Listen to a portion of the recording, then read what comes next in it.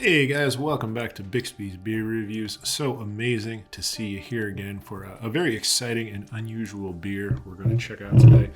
First time on the BBR from Casita Brewing in Wilson, North Carolina, we have Cowboy Boots. Cowboy Boots describes itself as a cornbread brown ale. Folks, I'm not even going to pretend that it's some hot new emerging style I've seen around. As far as I can tell, this is a one of one.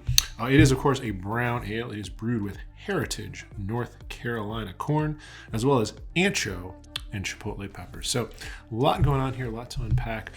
First of all, I just want to check in again on a concept we brought up on the coffee brown ale episode from a few weeks past. That's sort of what I've taken to calling the hashtag Brownie Advantage. Which is just my idea that I think brown ales often serve as a superior base beer for a lot of different adjuncts. Now, most classically, that'll be the type of adjuncts you'd see in a big stout, like a bourbon barrel stout. And we're certainly going to explore some brown ales that take that approach, but I think that they can actually take on even more non-traditional adjunct ingredients that darker ales usually use.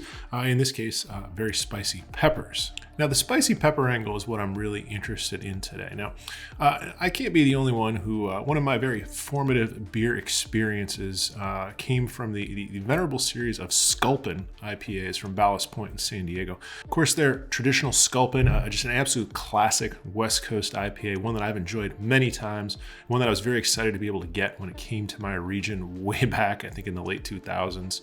Of course, Ballast Point also had a big role in popularizing the use of adjuncts in IPAs with their equally, I think, classic grapefruit Sculpin, a wonderful summer IPA that I always looked forward to getting to.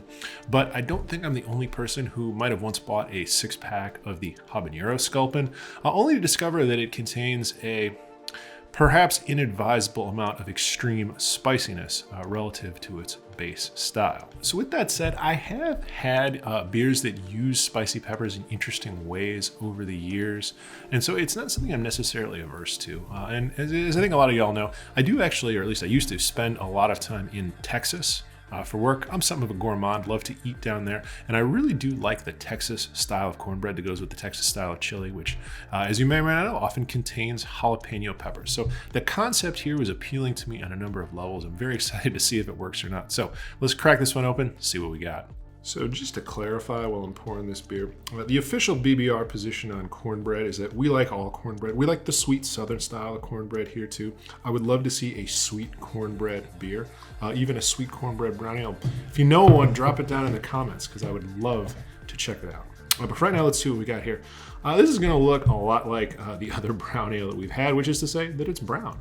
It's fairly dark, almost kind of getting into porter territory. There's a little bit of light getting through the bottom, maybe just a bit of a kind of amberish highlight to it, but mostly pretty close to opaque.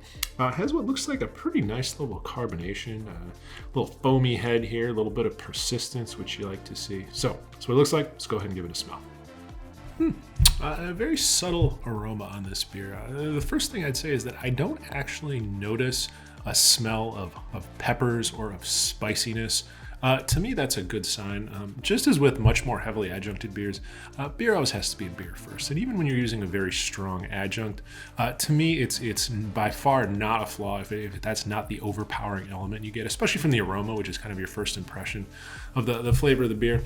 Instead, I get very classic brown ale aromas.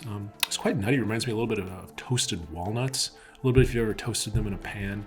Also has a little bit of a sort of light roast coffee aroma too, just a little bit of maybe toffee sweetness. Very, very classic brown ale aroma. Don't really get much in the way of hops either. Some brown ales I've had, and I know some American breweries really like to make them quite hoppy. And nothing wrong with that approach either, but not the case here. So it smells very good. Let's go ahead, give it a taste. So the jalapeno does show up on the flavor, and I would say it's moderate to slightly intense, but it does something very interesting, which is that it seems to me to function almost like hops here. It's not an aggressive or long-lasting burn. It really just goes through with the sip and then closes off right at the end. And this does have a pretty intense malt character, as you'd expect from the aroma. I get that same kind of light roast coffee, caramel, a little bit of kind of dark bread, like dark rye bread or dark wheat bread.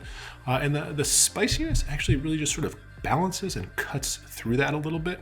And then it goes to a lighter body and a drier finish than I usually expect from this style. So it actually ends up being a fairly interesting and sessionable beer, and one that I would almost say would be very appropriate to go with food. In particular here, I'm thinking about Texas style chili and cornbread. This would be an ideal accompaniment because it at once has enough flavor to stand up to those foods without overpowering them. It goes with them, and it ultimately it's a little bit more digestible than I think a classic brown ale, which will have much more of a medium body, usually has.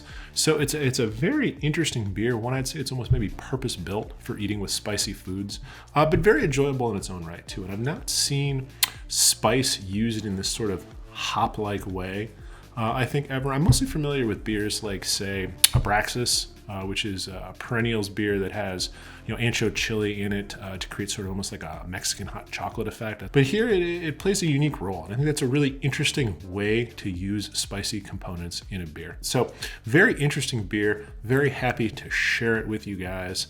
And very much looking forward to seeing you again with whatever other strange beers we can conjure up.